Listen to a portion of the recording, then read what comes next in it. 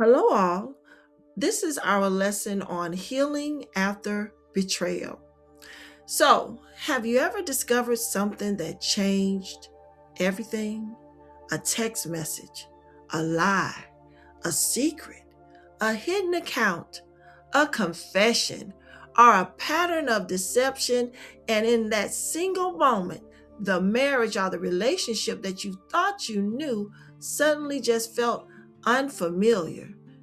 A person that you trusted most became the person who hurt you the deepest.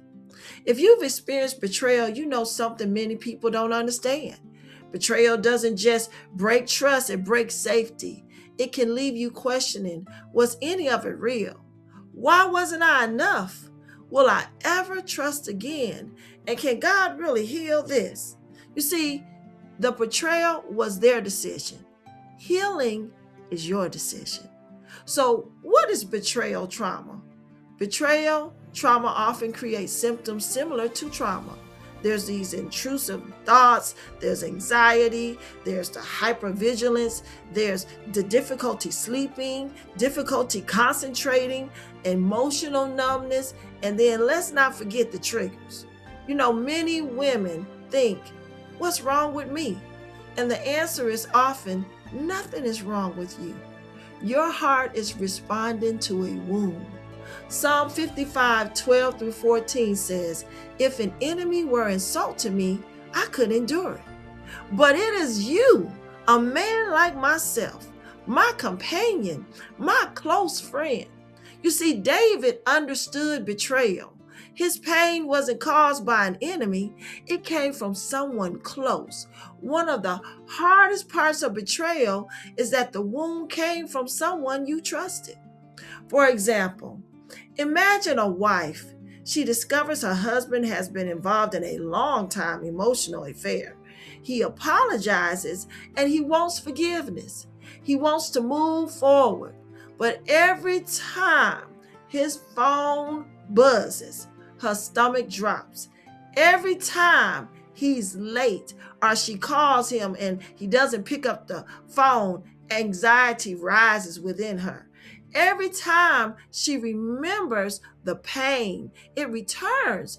Now she loves him, but she no longer feels safe. Many women think healing means forgetting. Biblical healing doesn't require forgiving or forgetting. Healing means learning to live without the wound controlling your future and your thoughts and emotions. Trust is built through honesty, transparency, consistency, and accountability. Trust begins to return when actions repeatedly support a person's words because healing requires that the pain be acknowledged, and there is a responsibility for rebuilding trust by the offender. Therefore, trust cannot be demanded, trust must be demonstrated. Healing is not pretending it didn't happen, ignoring your feelings, rushing forgiveness, and accepting repeated abuse, or even removing or not establishing healthy boundaries. Proverbs 4:23 says, above all else, guard your heart, for everything you do flows from it. See, God never asked you to abandon wisdom. Or, as I like to say, God does not require women to leave their brains at the altar when they get married. So, what exactly is healing? Healing is bringing your pain to God, processing your emotions honestly, establishing healthy boundaries, allowing trust to rebuild slowly, and choosing not to live in bitterness and resentment. See, every person is responsible for their own choices. Your spouse's betrayal was their decision, not your failure. Difficulties and problems in marriage never justify betrayal. See, Jesus understands betrayal because it says in Matthew chapter 26, verses 48 through 50, that Judas betrayed Jesus with a kiss. Y'all hear me? He came and kissed the brother on the cheek. Think about that. The symbol of affection became the instrument of betrayal. Jesus understands what it feels like to be wounded by someone close. When you cry out to him, you're not speaking to someone who doesn't understand. You're speaking to the Savior who has experienced betrayal himself. You see, healing can happen through stabilization. This is where you regain emotional footing. And Psalms 34:18 says, "The Lord is close to the brokenhearted."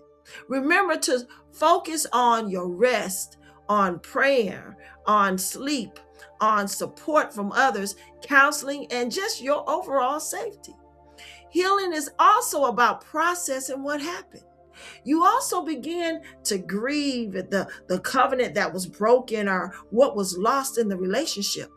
It is not just the affair, it is the innocence and the vulnerability you gave in the relationship.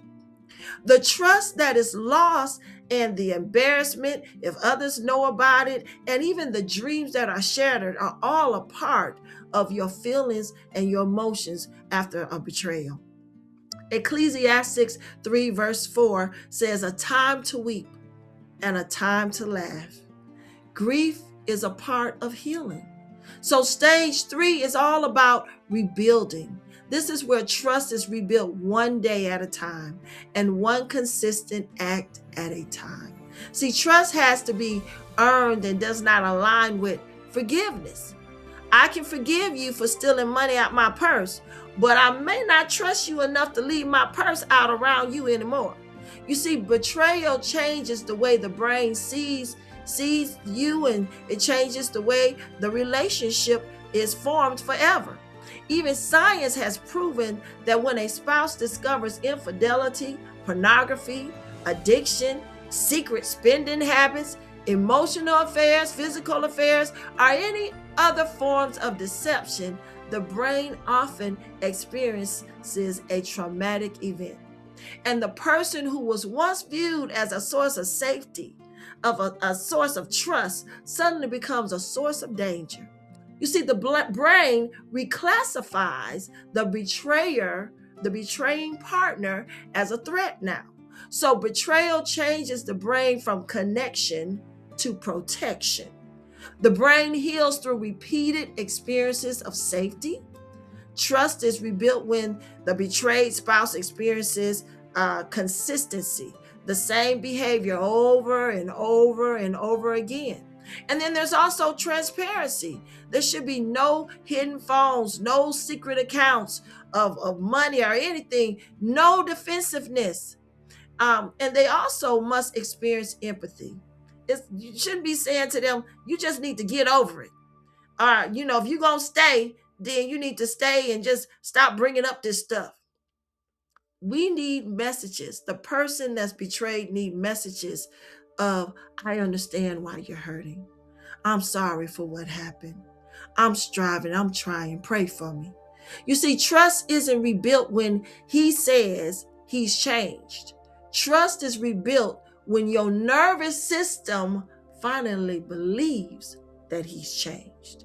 Luke 16:10 says, "Whoever can be trusted with very little can be trusted with much." So trust returns through consistent actions over time, not promises, not "I will try harder," but accountability and action steps that can even be written as a plan. Trust is not rebuilt in days. Trust is rebuilt through thousands of trustworthy moments.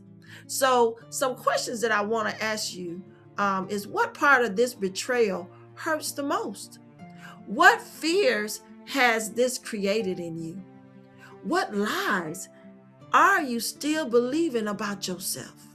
And what boundaries do you need to enact right now? What boundaries do you need to establish? And what would healing look like for you? So some practical steps is, first, I want you to tell God the truth. Psalms tells us, David, he's back and forth in the Psalms. He was just pouring out his heart. Psalm 62:8 says, "Pour out your hearts to him." You see, God can handle your anger and your frustration. And David is a perfect example of someone that was angry, that had a lot of frustration, that had a lot of difficulty, but he poured out his heart to God, and he became known as a man after God's own heart. So God can handle anything that you can say or any issue that you want to pour out. Step 2, stop replaying the story alone. Stop replaying it in your mind. I want you to find a safe, supportive friend, a mentor, even a counselor. And then there's also support groups out there that can help you to see God's perspective of the story, because healing often happens in healthy community. Step 3, I want you to focus on what you can control. You cannot control their choices. You can't control their spiritual growth, and you can't control their honesty. You can control your healing and your boundaries and your responses and your relationship with the Lord. Step 4, I want you to pray for wisdom. James 1:5 says, if any of you lacks wisdom, you should ask God. Not every marriage heals the same way. God will give you wisdom for your unique situation. So go to God for a strategy on how you are to move in this next season of your marriage. Joel 2:25 says, I will restore to you the years that the locusts have eaten. So notice, God didn't promise those years never happen. He promised restoration. Betrayal may be a part of your story, but it does not have to become your identity. You are not the affair. You are not the one that was abandoned. You are not the rejected. You are not the lie that was told. You are still God's daughter. You are still loved. You are still chosen and valuable and worthy of respect. And you are still capable of God's healing. So trust may be broken in a moment, but healing happens one surrendered day at a time. The betrayal may explain your pain, but it does not determine your future. God's restoration is greater than what was broken. So forgiveness is not pretending it didn't hurt. Healing is learning that what hurt you doesn't have to control you.